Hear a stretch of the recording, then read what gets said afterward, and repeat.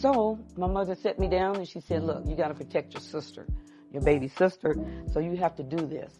So I said, I'm going to try, Mama, but the first time, ooh, Mama, I don't know if I can do it.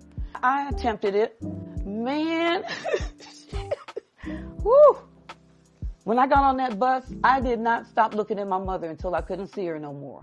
Because I know we were getting ready to go into the unknown territory, and we did. Oh, it was like entering a black hole. We got on that street and pulled up at that school.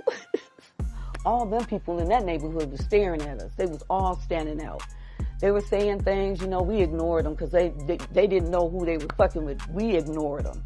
They really didn't know what school we came from. All of a sudden, this little short lady came out screaming and hollering, and I was like, dang, who is she? We were getting frustrated. She said, oh, get them back on that bus. You put those kids back on that bus.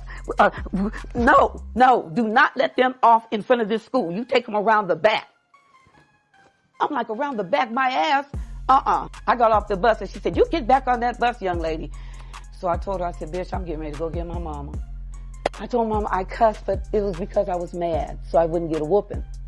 Peter Lassen, I walked from Peter Lassen to First Avenue. When I got there, sweat was coming off.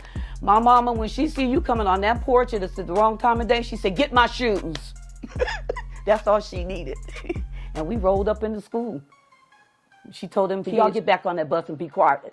We got on the bus. They took us to the back of the school. They weren't in there. We only had one bathroom. Cafeteria was closed. We would just go on breaks. We got home about 6:30, some of us 7, depending on where they lived. That's illegal. You're supposed to put so many hours in school every day. We went to school, keep in mind, at 12:30 in the afternoon.